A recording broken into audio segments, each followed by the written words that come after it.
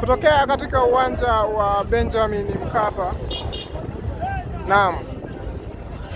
Derby Day, siku ambayo ilikuwa inatazamiwa kwa hamu na mashabiki wa mpira nchini Tanzania, na ni muda mfupi tu umepita tangia klabu ya Simba wathibitishe kwamba watakuwepo leo kwenye mchezo wao wa mwisho wa kufunga msimu wa 2024 2025, na hii ndiyo hali ambayo hii ni hali halisi ya kutokea hapa Benjamin Mkapa. Sasa hivi ni saa 6 na dakika kama 10 hivi, na hii ndiyo hali halisi hapa uwanjani.